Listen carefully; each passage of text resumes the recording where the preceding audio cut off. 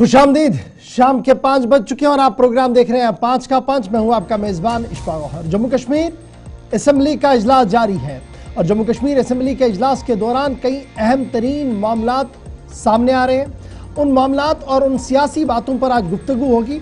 आप पूरे दिन यानी प्रोग्राम में आप जब हमारे साथ ज्वाइन करेंगे तो आपको पता लगेगा कि सियासी उफक पर आज पूरा दिन किस तरीके से निकल चुका है और सियासी महाज पर सियासी जमातों के रहनुमा और सियासी जमातों के तर्जुमान हमारे सवालों का किस तरीके से जवाब देंगे। उस बड़ी खबर पर जरूर आएंगे कि किस तरीके से आज रियासती असेंबली के अंदर दिन गुजरा है, लेकिन अभी तक की अहम और बड़ी खबर पर सीधे आते हैं जहां पर हम आपको बताते चले कि पार्लियामेंट का सरमाई इजलास शुरू होना है और उस सरमाई इजलास के अंदर ज्वाइंट पार्लियामेंट्री कमेटी बराए वक्त की रिपोर्ट भी सामने आनी है। ताहम वक्फ बोर्ड तरमीमी बिल के मामले पर बड़ी खबर सामने आई है कि अपोजिशन मेंबरान ने ज्वाइंट पार्लियामेंट्री कमेटी के बराए वक्फ कमेटी के इस इजलास का बाइकआउट कर दिया है और अगला इजलास जो 9 नवंबर से शुरू होना था उसका मुकम्मल तौर पर बाइकआउट करने का ऐलान कर दिया है। तमाम हिज़्ब इख्तिलाफ के मेंबरान जो ज्वाइंट पार्लियामेंट्री कमेटी बराए वक्फ अमेंडमेंट बिल के मेंबरान थे, उन्होंने इस बात का ऐलान किया न सिर्फ मीटिंग का बाइकआउट होगा बल्कि जो टूर तश्कील दिया गया है जेपीसी के चेयरमैन की तरफ से उसका भी वो बाइकआउट करेंगे, क्योंकि किसी भी तरीके से ये मामला सूदमंद और समरावर साबित नहीं हो सकता है। जेपीसी के चेयरमैन की तरफ से यह बात साफ कर दी गई है कि गुवाहाटी, भुवनेश्वर, कोलकाता, पटना, लखनऊ के आने वाले 6 दिनों के अंदर अंदर यहां पर टूर किया जाएगा और यहां पर देखा जाएगा कि वक्फ बोर्ड जो मकामी वक्फ बोर्ड है उनका कामकाज किस तरीके का है और यहां की मकामी लोग जो नौजवान मुसलमान हैं और दीगर लोग हैं वो इस वक्त से मुतल्लिक क्या कुछ बात रखते हैं। इसलिए ये स्टडी टूर करने की बात रखी गई थी, लेकिन हिज़्ब इख्तिलाफ के मेंबरान ने बइत्तिफाक राय इस टूर से खुद को बाहर रखने का फैसला लिया है और इल्जाम आयद किया है कि जगदम्बा पाल जो ज्वाइंट पार्लियामेंट्री कमेटी के सरबराह हैं वो यकतरफा तौर पर फैसला ले रहे हैं और जो लाखों लोगों की तरफ से अर्जियां दाखिल की गई हैं, जो ज्वाइंट पार्लियामेंट्री स्क्रीनिंग कमेटी के सामने मामलात रखे जा रहे हैं उसे यकसर नजरअंदाज किया जा रहा है और यकतरफा होकर फैसला सुनाने की कोशिश की जा रही है। याद रखिएगा,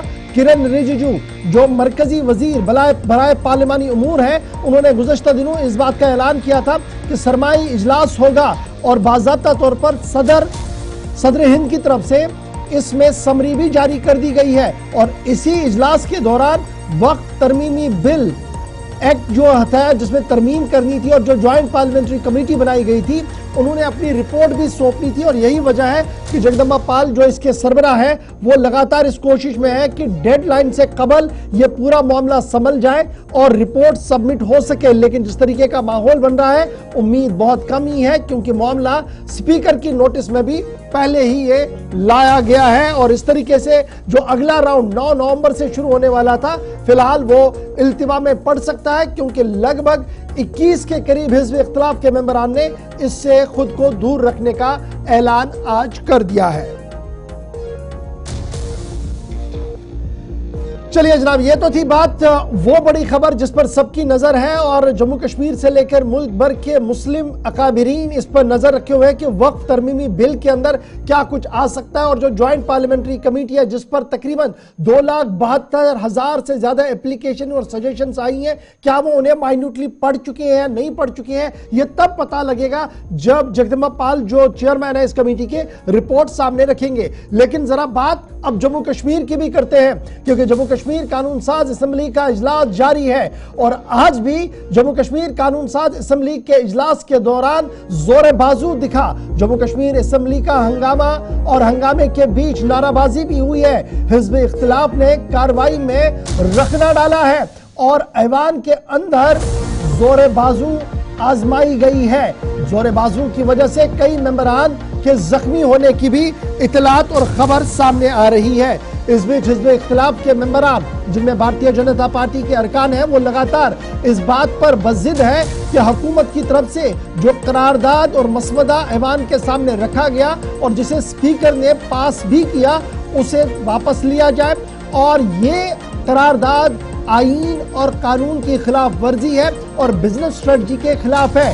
इल्जाम स्पीकर पर भी लगा और स्पीकर ने पलटवार करते हुए भारतीय जनता पार्टी से कहा कि अगर उन्हें यह लगता है कि कानून और इंसाफ का सहारा नहीं लिया गया तो वो उनके खिलाफ अदम एतमाद की तहरीक ला सकते हैं, वो इसके लिए तैयार है। ताहम स्पीकर की बात अपनी जगह, आज सज्जाद गनी लोन और तारिक हमीद कर्रा भी बोले और दोनों के बयान ने सियासी मैदान में एक नई रूह फूंकी है। इस बीच तस्वीरें आज श्रीनगर की है। सज्जाद जोरे बाजू आजमाते हुए क्योंकि आजाद उम्मीदवार पर भारतीय जनता पार्टी के मेंबरान की तरफ से तब हल्ला बोला गया जब वो 35 से 370 का बैनर हाथ में वजान करते हुए वेल के अंदर आए और खुर्शीद अहमद जो इंजीनियर रशीद के भाई भी हैं और लंगेट से मेंबर असेंबली है, हाथापाई तक हालात पहुंचे।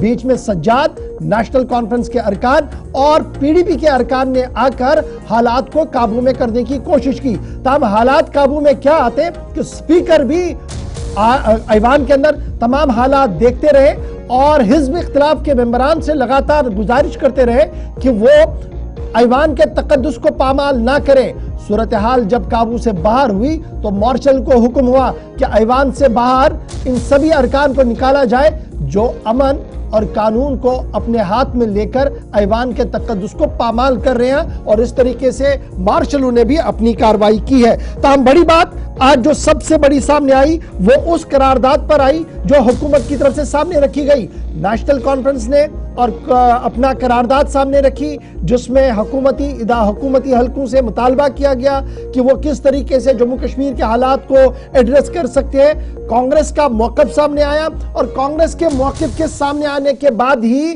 कांग्रेस की एक नई लाइन भी सामने आई क्योंकि कांग्रेस कल तक 370 और 35A को लेकर श्रीनगर के अंदर एक अलग मकाम लेकर थी, एक अलग लाइन लेकर थी, लेकिन आज तारिक हमीद कर्रा जो मज़कूरा मेंबर असेंबली भी है और जम्मू कश्मीर प्रदेश कांग्रेस कमेटी के सदर भी है, उनकी तरफ से जब बयान सामने आया कि सुप्रीम कोर्ट ने अपना बड़ा फैसला सुना दिया है, अब हालात वाक़ात इस बात की तकाजा कर रहे हैं कि हम रियासती दर्जे की बहाली के लिए अपनी जंग को तेज करें और सियासी महाज पर उसी को उठाएं। तारिक हमीद कर्रा ने यह बड़ा बयान तब दिया जब भारतीय जनता पार्टी लगातार ताबड़तोड़ हमले कांग्रेस पर करती हुई नजर आई।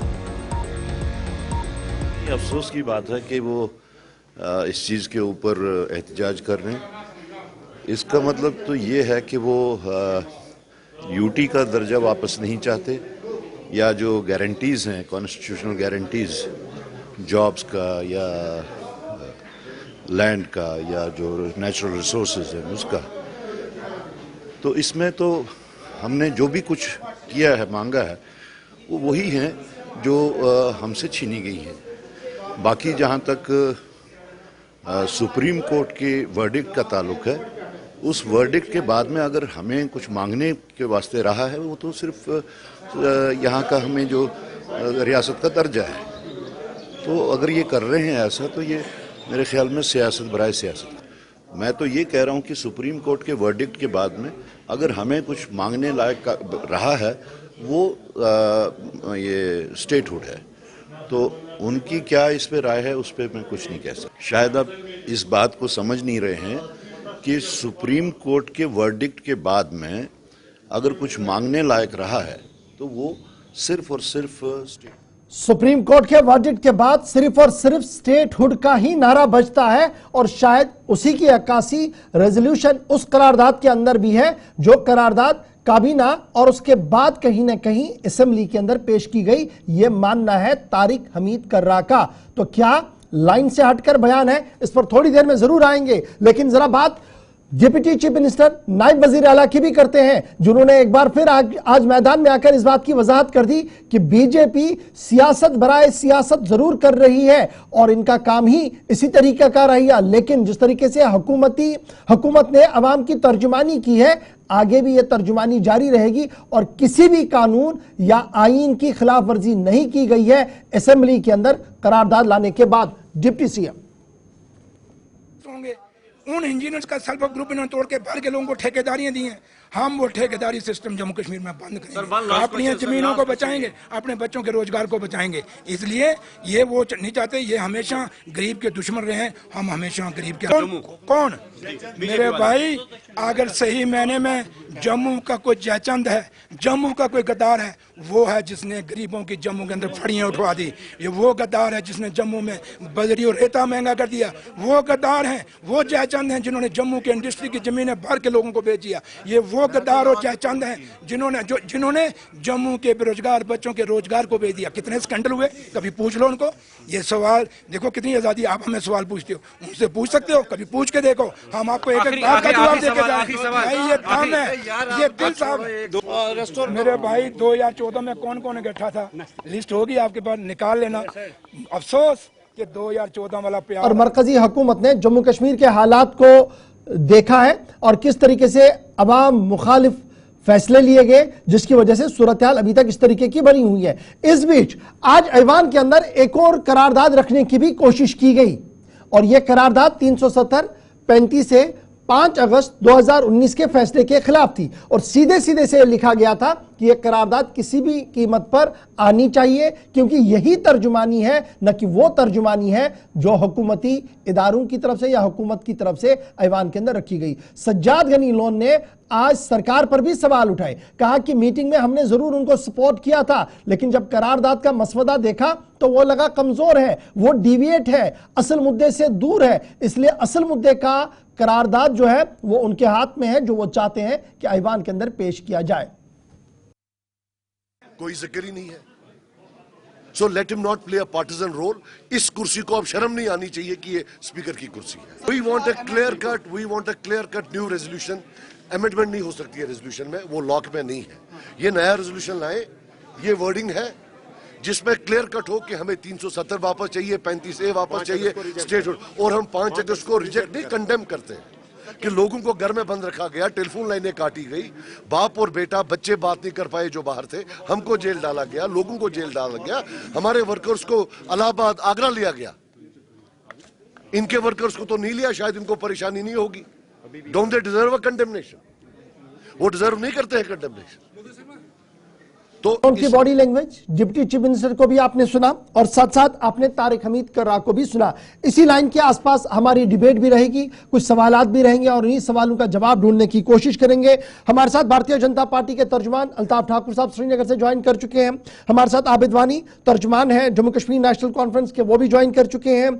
सरदार सुरिंदर सिंह चन्नी साहब तर्जुमान है कांग्रेस के, हमारे साथ ज्वाइन कर चुके हैं। और मारूफ तजिया निगार और कलमकार सोहेल काजमी साहब भी हमारे साथ है, जम्मू से ज्वाइन किए हुए हैं। आप सबका बहुत बहुत शुक्रिया हमारे साथ ज्वाइन करने के लिए। शुरुआत अल्ताफ ठाकुर साहब आपसे करूंगा, क्योंकि हंगामा बीजेपी की तरफ से है और इशारे ये हैं कि कल का दिन भी जोरे बाजू जबरदस्त दिखेगा। ये जो हंगामा है दरअसल है किस चीज पर, और क्या वाकई तौर पर करारदाद इतनी ज्यादा खतरनाक है कि हिज़्ब इख्तिलाफ को लग रहा है कि अगर इसको लाया गया तो मामला पेचीदा हो सकता है जम्मू कश्मीर के अंदर? गवर साहब, हंगामा इस पे नहीं कि रेजोल्यूशन लाया गया है। रेजोल्यूशन तो इससे पहले भी लाया गया, 96 में भी लाया गया, 99 में भी लाया, तो वो रेजोल्यूशन कहां गई? उनका तो आता पता ही ना, एटानमी आई और ना 52 वाली पोजीशन वापस आ गई, और आज एक क्या 100 रेजोल्यूशन लाए तो 370 वापस नहीं गया। हंगामा इस बात पे है कि झूठ, फिर एक धोखा दिया जा रहा है जम्मू कश्मीर के लोगों को। सारी दुनिया जानती है, खुद नेशनल कॉन्फ्रेंस जानती है, खुद कांग्रेस जानती है कि रेजोल्यूशन लाने से 370 वापस नहीं आएगा। 370 पार्लियामेंट ने इसको खारिज किया है, 370 को ऑनरेबल सुप्रीम कोर्ट ने स्टैंप डाल के उस फैसले को बरकरार रखा है। अब जम्मू कश्मीर असेंबली के पास तो उतनी ताकत है नहीं कि वो रेजोल्यूशन लाकर 370 को फिर वापस बहाल करे। ये धोखा, और सबसे बड़ी बात है कि जो गारंटियां इन्होंने दी है, जिस तरह से 1 लाख जॉब्स, जिस तरह से 12 गैस चूल्हे, जिस तरह से 10 किलो चावल और मुख्तलिफ जो गारंटियां दी, उनसे ध्यान हटाने के लिए नेशनल कॉन्फ्रेंस ने ये हाई वोल्टेज ड्रामा किया है। बाकी जहां तक 370, देखिए 370 किसी भी सूरत में वापस नहीं आएगा। एक चीज है ना, एक क्या आप अल्ताफ साहब, अगर ये चीज इतना आसान मामला था तो leader of opposition on the floor of the house record को सेट करके अपनी बात रख देते, तो हंगामे की जरूरत ही नहीं पड़ती ना। आज जो देखने को मिला, जिस तरीके से आज जोरे बाजू देखा दोनों साइड से, नाराबाजी दिखी, पिछले 2 दिन से जो काम होना था हो नहीं पा रहा है, कल का दिन भी इसी की नजर जाएगा। आप खुद कह रहे हैं चाहे जितने भी रेजोल्यूशंस आए जी, सरकार कुछ नहीं कर सकती है, जो हो चुका है वो हो चुका है। गवर्नर साहब, हमें ऐतराज है झूठ पे, धोखे पे, फरेब पे, जो फिर एक बार जम्मू कश्मीर के लोगों को दिया जाता है 370 के नाम पे। हमें ऐतराज है उस बात पे, इसलिए हमारे मेंबर्स ने शोर उठाया। और मुझे बताइए, ये वो पुरानी वाली असेंबली नहीं जिसके पास पावर्स थी और वो 370 को वापस लाने की बात करे। 370 जब 99 में रेजोल्यूशन लाया गया, 96 में तब नहीं हुआ। आज की असेंबली यूटी असेंबली है, और अगर इख्तियारात है किसी को 370 वापस लाने के लिए, वो ऑनरेबल सुप्रीम कोर्ट को है और ऑनरेबल जो पार्लियामेंट है उसको। अब लोगों को धोखा दिया जाता है, लोगों को गुमराह किया जाता है, लोगों से झूठ बोला जाता है। जो गारंटियां दी गई, उन गारंटियों से अपने आप को बचाने के लिए लोगों को धोखा दिया गया और 370 का जो राग फिर अलाप रहा, हमारा मानना है। ठीक है जी आबिद साहब, मैं आऊंगा दोबारा आपके पास। आपका मानना कि ये कोई मुद्दा है नहीं, लेकिन उसके बावजूद भी आउट ऑफ टर्न इसको मुद्दा बनाया गया क्योंकि असेंबली के अंदर ये करारदाद लाई गई। आबिद साहब, कैसे आप इसको देखेंगे, और क्या वाकईतन बुनियादी मामले से हटकर ये मामला लाया गया, नंबर 1। और जो आज हम देख रहे हैं कि सज्जाद गनी लोन हो या पीपल्स डेमोक्रेटिक पार्टी के अरकान हो, वो नाराज दिखे आपसे, आपकी जमात से। उनका मानना था कि जो वर्डिंग होनी चाहिए थी वो यहां पर नहीं है और बड़ी चीजें मिस है जी, जिस तरीके से रेजोल्यूशन आना चाहिए। देखिए गवर साहब, पहले तो मैं शुरुआती तौर ये कहना चाहूँगा, जम्मू कश्मीर की लोगों को, पूरी आवाम को मुबारकबाद देता हूँ अपनी पार्टी की तरफ से और अपनी पार्टी के सभी लॉ मेकर्स, खुसूसन उमर साहब को, जिन्होंने वो वादा पूरा किया जो असेंबली इलेक्शन की कैंपेन के दौरान हमने उनसे किया था कि first day of legislative business, not that first day of the assembly meeting, बल्कि first day of legislative business में हम ये करारदाद लाएंगे। और हमने बिल्कुल वो वादा बंद रहे हम इस पे।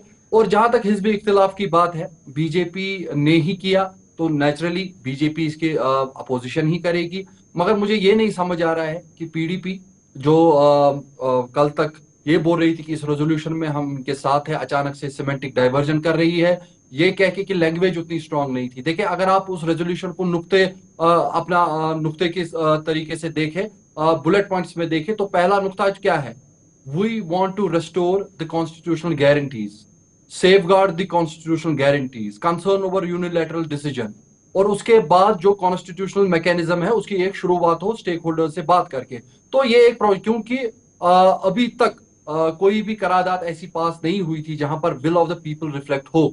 ये आज हुआ जब एक असेंबली मिली, उसमें हमें बहुमत मिला और हमने फाइनली जो विल ऑफ द पीपल था उसको रिफ्लेक्ट किया असेंबली में। आबिद साहब, ये मेरे हाथ में आपका एजेंडा है उस दिन का जब उमर साहब ने अनाउंस किया अपना प्रोग्राम और 12 बुलेट पॉइंट्स उसमें बता दिए। तीसरे नंबर पर आपने लिखा था, Jammu Kashmir assembly in its first list of the business after the election will pass a resolution against the centre decision to strap the region into the statehood and the special status. अब ये वो करारदाद की copy है जो मेरे हाथ में है। इसको कैसे आप जस्टिफाई करेंगे कि जो आपने लिख के वहां छोड़ा था वो यहां पर कहीं दिख रहा है? यही तो सवाल आज, ये सिर्फ पीडीपी नहीं पूछ रही है, आपको आज बहुत सारे लोग ये सवाल पूछ रहे हैं कि जनाब वो सख्ती के साथ जो जवाब आना चाहिए था 5 अगस्त का, वो नहीं है। आप बातचीत की बात कर रहे हैं, आप नेगोशिएशंस की बात कर रहे हैं, किस चीज पर? गवर्नर साहब, हमने एडवोकेसी की है स्पेशल स्टेटस की, और जब स्पेशल स्टेटस की बात हो तो 370, 35A और all part and parcel of special status, तो इसको उस नजरिए से आपको देखना पड़ेगा। और हम एक नेगोशिएशन के लिए टेबल सेट कर रहे हैं, we are setting the bar for the negotiation. लेकिन आपका मैंडेट उसके लिए नहीं दिया गया था ना आबिद साहब। एक छोटा सा सवाल, नेशनल कॉन्फ्रेंस को जो मैंडेट मिला आउट ऑफ टर्न पीडीपी से हटकर 22-23 साल के बाद इतना बड़ा मैंडेट मिला है, अगर आप इसका एनालिसिस करेंगे तो पता लगेगा ये उस चीज के लिए नहीं है कि आप नेगोशिएट करेंगे। जो बातें आपने कही थी कि 5 अगस्त के डिसीजन को ब्लैक एंड व्हाइट में हम जी ना कहेंगे, वो नहीं है यहां पर, जिसको लेकर सवाल पूछे जा रहे हैं।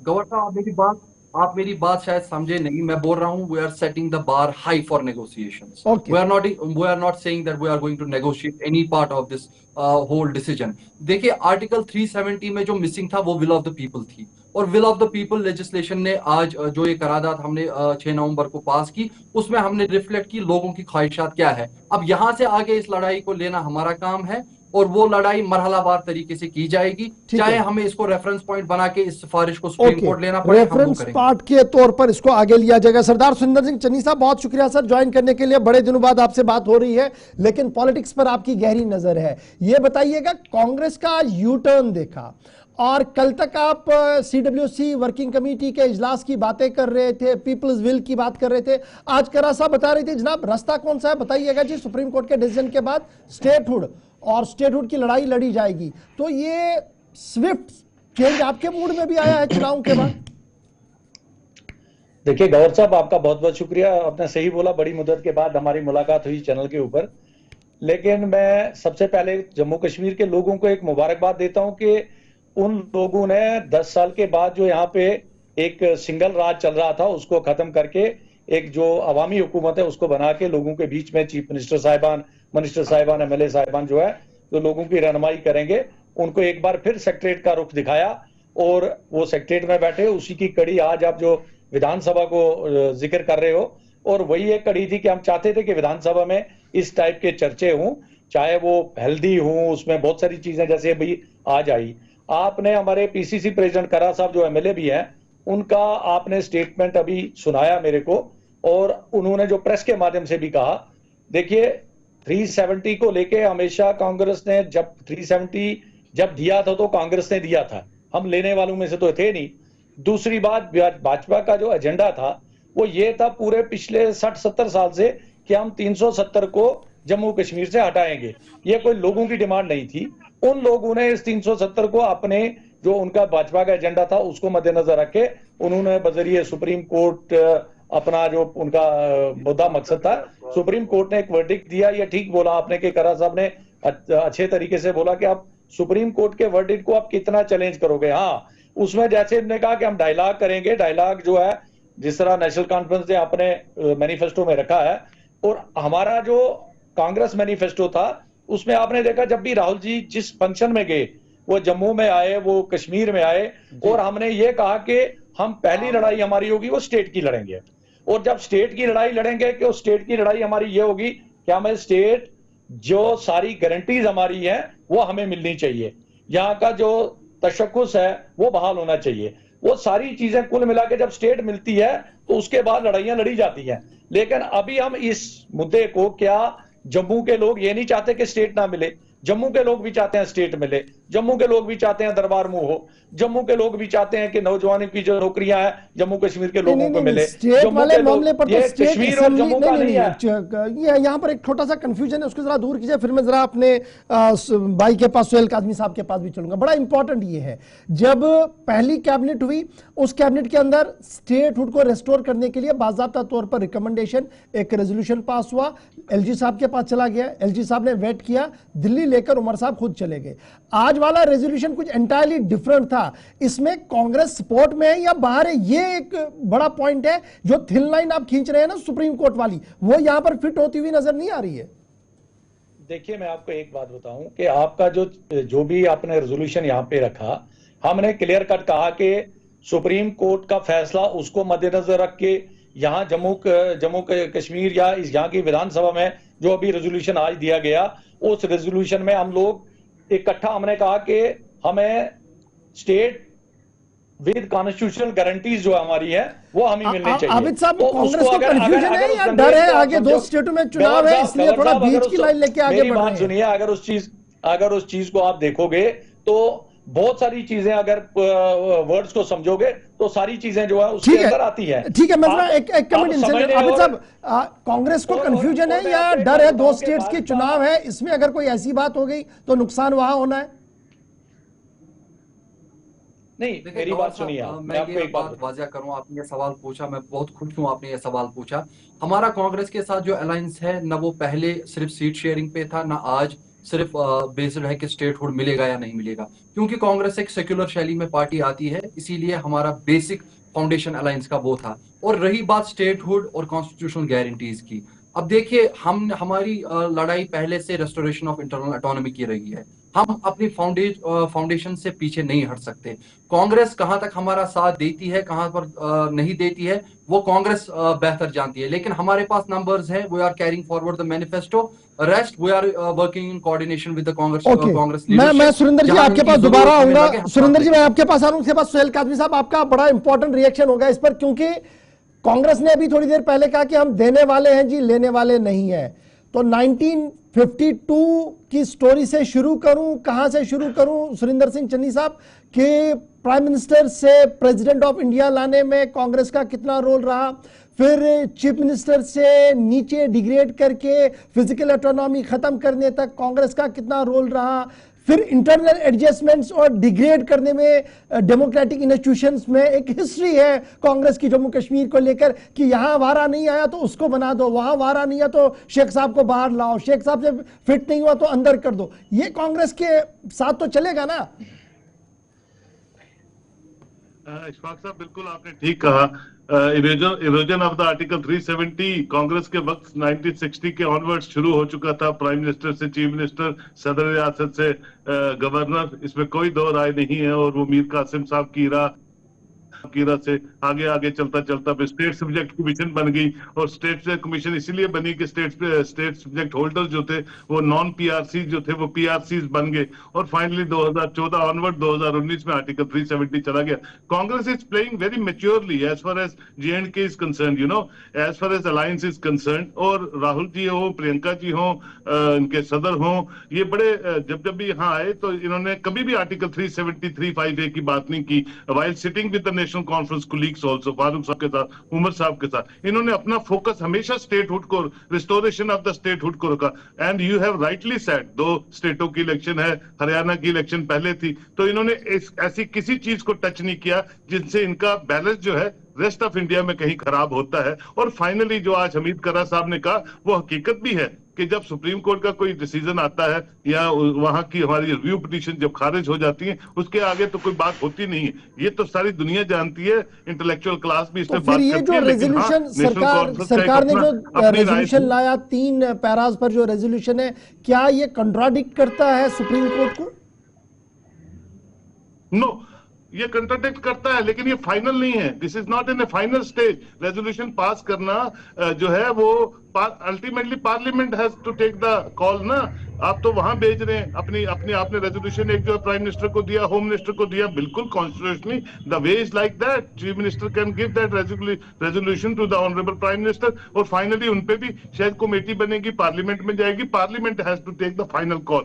Let's wait for the parliament committee जो भी वो बनेगी। अच्छा, अब स्टेटहुड की बात है ना, ये बड़ा इंपॉर्टेंट है। मैं आऊंगा सुहेल काजमी साहब दोबारा आपके पास। अल्ताफ ठाकुर साहब, मुझे याद है 5 अगस्त 2019 की वो तकरीर जब स्टेट को डाइवर्ट किया गया, 2 हिस्सों में डिवाइड किया गया और उसके बाद डिग्रेड किया गया, और ये एश्योर दिया गया फ्रॉम द हाउस कि जनाब हालात मुतमईन होंगे, पुरअमन होंगे तो तमाम चीजें बरकरार की जाएंगी, स्टेटहुड भी वापस मिलेगा। और एक क्रोनोलॉजी होम मिनिस्टर साहब ने हमें समझा दी। आज अगर नेशनल कॉन्फ्रेंस स्टेटहुड के लिए तैयारी कर रही है, स्टेटहुड के लिए आगे बढ़ रही है, तो बीजेपी इसमें इस तरीके से एहतजाज कर रही है कि लग रहा है कि बीजेपी इस फेवर में नहीं है कि फुल स्टेट आए, फुल चीफ मिनिस्टर फंक्शनल हो और वो कॉन्स्टिट्यूशनल गारंटियां मिले जम्मू कश्मीर के लोगों को, जिसके वो पिछले 10-12 साल से इंतजार में है। गवर्नर साहब, हमने स्टेटहुड पर एहतजाज नहीं किया, ना हमने स्टेटहुड पर हंगामा या शोर शराबा किया। जो चीज प्रॉमिस्ड है, जिस चीज का वादा किया गया हो, एक बार नहीं 2-2 बार ऑन द फ्लोर जो कहा गया है, देश के प्रधानमंत्री जी ने भी कहा और देश के गृह मंत्री जी ने कहा। और इतना नहीं, कश्मीर आते आते SKICC और शेर कश्मीर स्टेडियम में भी देश के प्रधानमंत्री जी ने कहा कि मौजूद वक्त पे स्टेटहुड वापस आएगा। उस पर अगर कैबिनेट बैठती है नेशनल कॉन्फ्रेंस वाली और उन्होंने किया, उस पर तो किसी ने हंगामा नहीं किया। हम भी चाहते हैं स्टेटहुड वापस आए और हमें यकीन है, हम जानते हैं स्टेटहुड वापस आएगा।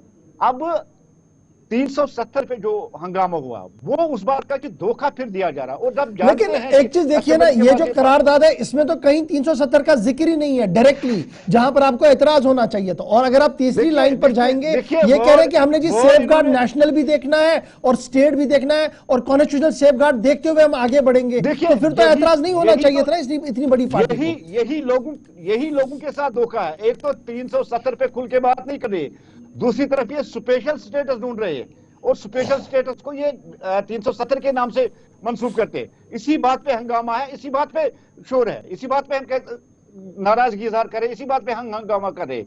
लेकिन जहां तक स्टेटहुड की आपने बात की, देखिए स्टेटहुड मिल जाएगा और इसमें गारंटी दी गई है, देश के प्रधानमंत्री गारंटी दे रहे हैं, देश के होम मिनिस्टर आपको गारंटी दे रहे हैं, और जो चीज आपको कही गई है कि आपको दिया जाएगा, मुझे नहीं लगता उस पर शोर करने की जरूरत। हाँ, अब दूसरी चीजें यहां जो बर्निंग इश्यूज है, जिस जो आपके मैनिफेस्टो में है, आपकी बिजली है, आपका पावर है, आपका गैस है, आपका राशन है, ऐसी जो गारंटी आपने दी, उन गारंटी पे बात करिए।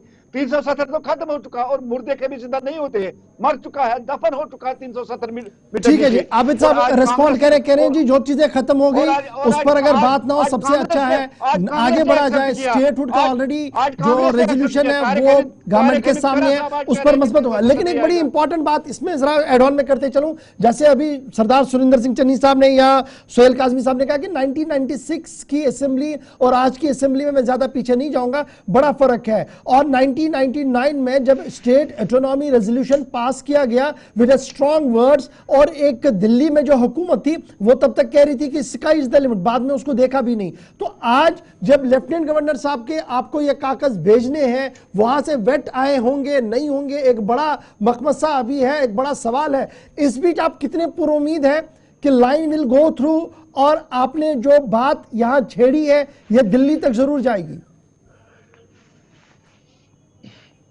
देखिए गवर साहब, पहले मैं ये बोल दूं कि जिस तरह अल्ताफ साहब बोल रहे हैं तो इनकी बात का कोई गिला नहीं है, इनके लिए ये मसला खत्म हो गया है। हम कश्मीरियत को जिंदा रखना चाहते हैं, हम जमहूरियत को जिंदा रखना चाहते हैं, हम इंसानियत को भी जिंदा रखना चाहते हैं। जबकि वो लेगेसी इनकी थी, इन्होंने अबंडन की है वाजपेयी साहब की लेगेसी, मगर हम अभी भी उस लेगेसी पे भरोसा करते हैं। उसी को आगे लेते हुए हमने ये रेजोल्यूशन लाया। फिलहाल will of the people reflect हुई है और इसको एक रेफरेंस पॉइंट माना जाएगा हिस्ट्री में। हम ये नहीं कह सकते कि दरकिनार कर दिया बाकी मुद्दों को, नहीं, ऐसा बिल्कुल नहीं है। हमने स्टेटहुड मांगा है कैबिनेट में रेजोल्यूशन पास करके, that was intent of governance. वो स्टेटहुड को हम एज इंटेंट ऑफ गवर्नेंस मांगते हैं, क्योंकि ऐसी सेंसिटिव स्टेट में ड्यूअल गवर्नेंस का मॉडल नहीं चल सकता। जहां रही बात उसके आगे क्या करेंगे, उसके आगे पब्लिक डिस्ट्रीब्यूशन सिस्टम हो, राशन की बात हो, बिजली 200 यूनिट फ्री करना हो, हम बिल्कुल उस पर वादा बंद है। और आप देखेंगे जैसे सकीना यत्तू साहिबा ने एकेडमिक सेशन नवंबर दिसंबर से शुरू किया, एक पहल हो चुकी है और आगे उसको लेकर चलेंगे। लेकिन जहां तक 370 स्पेशल स्टेटस या कॉन्स्टिट्यूशनल गारंटीज की बात है, नेशनल कॉन्फ्रेंस हमेशा फोरफ्रंट पे रही है। जो आप रेजोल्यूशन की बात कर रहे हैं 99 के रेजोल्यूशन में, वो एक आज भी जब हम और आप बात कर रहे हैं तो उस डॉक्यूमेंट की बात हो रही है। इसी तरह इस डॉक्यूमेंट की बात भी हमेशा होती है। यानी हिस्ट्री को सेट करने के लिए डॉक्यूमेंट को सामने रखा गया। लेकिन सरदार सुरिंदर चन्नी साहब, मुझे याद है कि नेशनल लेवल पर जब हम बात करते थे तो यह कहा गया जनाब अब घड़ी की सुइयां पीछे नहीं मोड़ी जाएंगी। जब 52 की बात आ रही थी, ऑटोनॉमी रेजोल्यूशन की बात आ रही थी, तो अब 2024 है तो 5 अगस्त 2019 की ओर घड़ी मुड़ सकती है। क्या आपको कोई उम्मीद अभी भी बाकी है कि ऐसा हो सकता है, मिरेकल्स हो सकते हैं?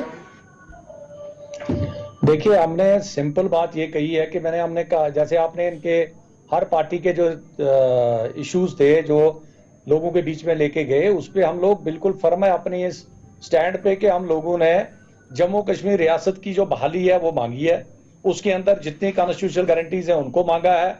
और हम इस 370 को उछालने वाला जो अभी काम हुआ, इसमें हम पहले स्टेट के दर्जे को क्यों नहीं बात करते? भाजपा को चाहिए, अगर इन्होंने कल बात की 370 की, इनको चाहिए था, क्या ये स्टेट नहीं चाहते हैं?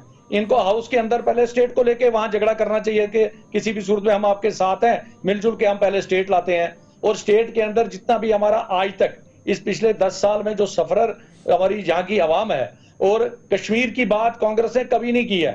कांग्रेस ने पूरे मुल्क की सतह पे बात की है, कश्मीर ने जब बात की है, लद्दाख की है, जम्मू की है, कश्मीर की है। तो हमारे लिए जम्मू कश्मीर और लद्दाख जो है वो यकसा, हमने हमेशा सोचा कि इसकी तरक्की कैसी हो।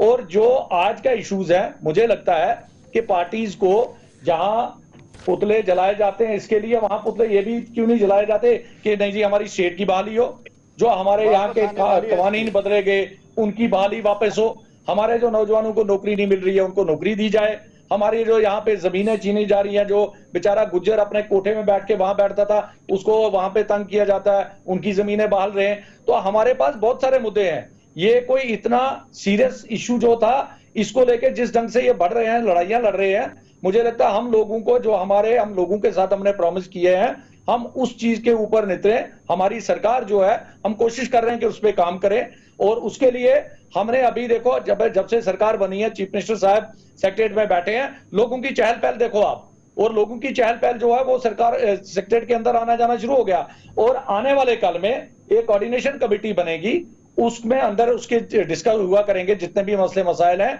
सरकार बनते ही असेंबली आ गई, असेंबली के बाद जो इश्यूज है उसमें डिस्कस करेंगे, और इसमें अभी इतनी जल्दी नहीं पड़ी है कि हम हर लड़ाई जो है इसको महाज पे लेके और जम्मू कश्मीर के अवाम के जो वादे किए हुए हैं उन वादों को हम नेग्लेक्ट करें। तो ठीक है जी, सुहेल कादरी साहब, एक आखिरी चीज आपसे जानना चाहूंगा क्योंकि वक्त भी खत्म हो रहा है, ये डिफिकल्ट कितना है उमर अब्दुल्ला के लिए सस्टेन करना? 23-24 साल का वक्फा हुआ 1996 के बाद, जब एक फुल मेजॉरिटी गवर्नमेंट आई थी, थोड़ी सी चूक, पॉलिटिकल चूक हुई, और 23 साल का वक्फा उन्हें हिज़्ब इख्तिलाफ में रुकना पड़ा, किसी न किसी तरीके से फुल मेजॉरिटी में नहीं आए। अब की बार जब वो फुल मेजॉरिटी में आए हैं तो कितना बड़ा इम्तिहान, पॉलिटिकली इम्तिहान उमर अब्दुल्ला के लिए ज़ाती तौर पर है, नेशनल कॉन्फ्रेंस के लिए है, और अगर अब की बार चूक हुई तो नेशनल कॉन्फ्रेंस को कहां पर आप देख रहे हैं?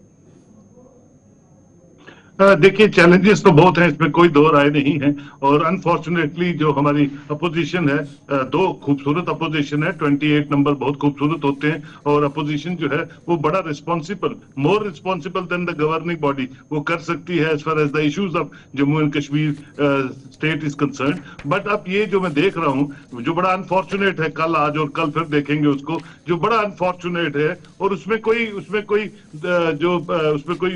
परेशान होने की जरूरत नहीं है, क्योंकि 28 में से मुझे लगता है मैक्सिमम नंबर जो है वो फ्रेशर्स हैं, उनको असेंबली का सेक्रेटरीट का सिस्टम नहीं पता, असेंबली प्रोसीडिंग्स नहीं पता, असेंबली का रख रखाव नहीं पता, क्वेश्चन आंसर सेशंस का पता ही नहीं है, डिस्कशंस पे भी ये लोग बिलीव नहीं करते हैं। डिस्कशन जो है बड़ा इंपॉर्टेंट सेगमेंट होता है असेंबली सेशंस में, और पीपल सेंट्रिक बातें होती हैं असेंबली सेशंस में। मुझे लगता है जैसे राठौर साहब ने पहले दिन कहा, क्योंकि वो 7 टाइम जीत के आए हैं and he is the tallest political leader of Jammu and Kashmir, मुझे लगता है पहले एक लर्निंग प्रोसेस, एक जो असेंबली के जो हुक्मरान हमारे आए हैं इन सबको देना है कि assembly session stands for what concern. और वो जो देखिए, आप एक दूसरे को अक्यूज नहीं कर सकते हैं, हर पॉलिटिकल पार्टी का अपना वजूद है, अपना एक मौकफ है, अपना मैनिफेस्टो है, अपनी बात रखे असेंबली में इन ए सिविलाइज्ड एंड कॉन्स्टिट्यूशनल वे, और उस कॉन्स्टिट्यूशनल वे से हट के जो होगा, मैं समझता हूं वो मजाक है लोगों के मैंडेट के साथ। ये चीज मुझे लगता है सबके दिमाग में पहले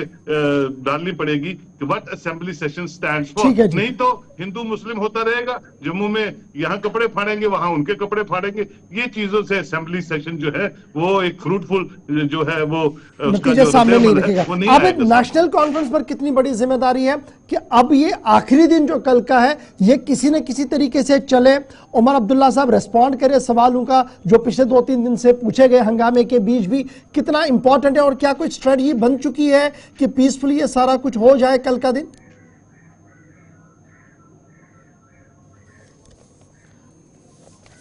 देखिए गवार साहब, हमारे लिए प्रायोरिटी लोगों के मुद्दे हैं, और जहां तक अभी तक देखा गया, जब से ये रेजोल्यूशन पास हुआ है तो एक पेनाडोमियम की तरीके से हिज़्ब इख्तिलाफ के लीडर्स ने टेबल पे चढ़ के अपोजिशन की है। उनका हक है, जमहूरी हक है, लेकिन उसके हदूद होने चाहिए, लोगों के मसले अव्वल रहने चाहिए, और हमारे पॉलिटिकल आइडियोलॉजी उसके बाद आखिर में रहने चाहिए। तो यही उम्मीद करते हैं कल का दिन लोगों के भलाई के लिए और लोगों के मसलों की बात करें।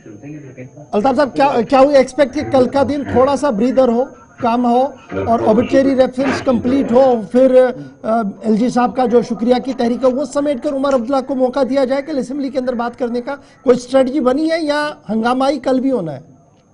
देखिए गवर साहब, जहां तक ताल्लुक है, देखिए जब तक देश की बात होगी तो हम यहाँ अच्छी काम होगी वहाँ अप्रिशिएट करेंगे हम एनसी गवर्नमेंट को। यहाँ पर देश के मुखालिफ तो कोई बात ही नहीं थी ना। जहाँ करारदाद में लिखा था कि हम आईने हिंद की वफादारी में है, आईने हिंद के ताबे सब कुछ चला रहे हैं। जहां 370 जैसी मुल्क दुश्मन करारदाद लाएगी वहां हम फिर एक बार पूरी ताकत और पूरी शिद्दत के साथ हम इसकी मुखालफत करेंगे। बीजेपी को समझ नहीं आ रही है अपोजिशन में है या सरकार में है, इस तरीके का कंफ्यूजन है, क्योंकि आप खुद कह रहे हैं कि असेंबली की करारदाद उतनी वैलिड नहीं है। आप इस करारदाद को पढ़ेंगे तो इसमें कहीं पर भी बराह रास्त ऐसी कोई कन्फ्रंटेशन वाली बात नहीं है जहां पर दिल्ली नाराज होगी। गवर्नर साहब कश्मीर है, हम जानते हैं, 96 वाली भी करारदाद भी जानते हैं और 99 वाली भी करारदाद जानते हैं, कहीं नामनिशानी नहीं आता पता। और ऐसे 100 करारदाद आप लाए, उनका भी यही हश्र होना है, नहीं होना है कहीं इनको। तो जब यही होना तो कल चलने दीजिए ना सेशन। नहीं, लेकिन लोगों को गुमराह किया जा रहा, लोगों को झूठ बोला जा रहा, लोगों के जो बेसिक मुद्दे हैं उन बेसिक मुद्दों से हटके 370 का फिर ऑर्गेनाइजर। हम पहले भी कह चुके 370 वापस नहीं गया, मुर्दे वापस नहीं आए थे, मर चुका है, दफन हो चुका, नहीं वापस है, लेकिन झूठ बोला जा रहा है। जो बेसिक मुद्दे हैं, जो बेसिक नीड्स है, जो बर्निंग इश्यूज है, उनसे दूर गवर्नमेंट हो रही है। चलिए, बहुत बहुत शुक्रिया जी अल्ताफ ठाकुर साहब, आबिद वानी साहब, चन्नी सरदार, सुंदर चन्नी साहब और सोहेल काज़मी साहब मेरे साथ ज्वाइन करने के लिए। मामला असेंबली का था जहां पर एक और दिन हंगामे की नजर हुआ और कल आखिरी दिन असेंबली का होगा। देखना होगा कि हिज़्ब इख्तिलाफ जिन्होंने कमर कस ली है कि किसी भी तरीके से सरकार के इस करारदाद के खिलाफ रहना है, कल उमर अब्दुल्ला को मौका मिलेगा बात करने का या नहीं, उसके लिए आप हमारे साथ बने रहेंगे। फिलहाल मेरे साथ बस इतना ही।